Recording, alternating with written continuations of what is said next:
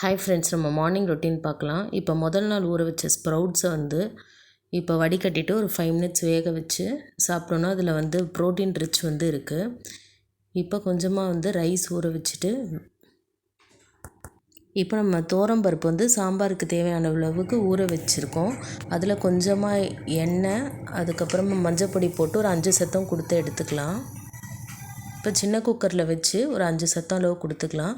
இந்த சைடு சாதம் வச்சிட்டோம்.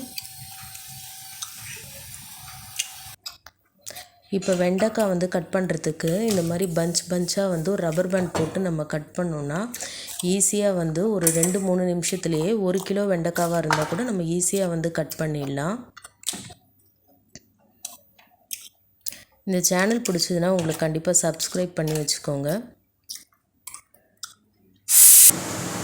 பாருங்கள், இப்போ 11:30 கொஞ்சம் தள்ளி இருக்குது. ஒரு 2-3 மினிட்ஸுக்குள்ளேயே பார்த்தீங்கன்னா 1 கிலோ வெண்டைக்காவாக இருந்தால் கூட நம்ம ஈஸியாக அந்த மாதிரி பஞ்சாக வச்சு கட் பண்ணிடலாம். ரப்பர் பேண்ட் போட்டு கட் பண்ணலாம்.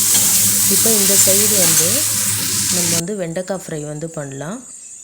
இப்போ அது நடுவில் அந்த குக்கரில் பருப்பு வேகிற அந்த நேரத்தில் சாம்பாருக்கு தேவையான காய்கறிகள் ரெடி பண்ணிட்டேன். இது புளி ஏற்கனவே நான் வேக வச்சு எடுத்திருக்கேன். சாதம் வைக்கும்போது ஒரு 7-8 சத்தம் கொடுத்து.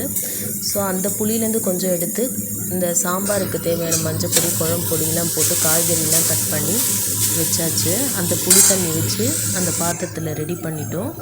இப்போ 5 சத்தத்துக்கு அப்புறம் இந்த குக்கரில் இருக்க பருப்பை நல்லா வச்சு மசிச்சு எடுத்துட்டோம். இப்போ ரெடி பண்ணி வச்ச அந்த குழம்பு, மஞ்சப்பொடி, காய்கறி எல்லாத்தையுமே நம்ம இந்த குக்கரில், சின்ன குக்கரில் போட்டு ஒரு 2 சத்தம் கொடுத்தா போதும். சாம்பார் ஒரு 5 மினிட்ஸ்லேயே நமக்கு ரெடி ஆகிடும். ரொம்ப டேஸ்ட்டாக இருக்கும். 2 சத்தத்துக்கு மேலே கொடுக்கக்கூடாது. ஏன்னா ஏற்கனவே பருப்பு வெந்த பருப்பு மேலே தான் நம்ம இதை போடுறோம். இந்த காய்கறி, புளி எல்லாமே. வெண்டைக்காய் பாருங்கள், நல்லா உதிரி உதிரியாக வருது. அது ஸ்டிக்கியாக இல்லாமல் இருக்கிறதுக்கு கொஞ்சமாக நம்ம தயிர் சேர்த்தோம்னா ஒட்டாமல் வெண்டைக்காய் உதிரி உதிரியாக வரும். இப்போ 2 சத்தம் கொடுத்து இறக்கியாச்சு. வெண்டைக்காவும் நல்லா உதிரி உதிரியாக இருக்குது. நம்ம எப்பயுமே காய்கறி கட் பண்ணும்போது கீழே ஒரு பேப்பர் போட்டு கட் பண்ணோன்னா நம்ம டேபிள் க்ளீன் பண்ணும்போது வசதியாக இருக்கும். பேப்பர் மட்டும் நம்ம எடுத்து போட்டால் போதும். ஸோ ஃபுல் டேபிள் க்ளீன் பண்ணணுன்னு இல்லை. இது நெக்ஸ்ட் டேக்கு உண்டான கீரையை நான் முதல் நாளே கட் பண்ணி ஒரு கவரில், பேப்பரில் ரோல் பண்ணி கவரில் போட்டு வச்சுட்டேன். சுட சுட சாம்பார் ரெடியாக இருக்குது. Thank you for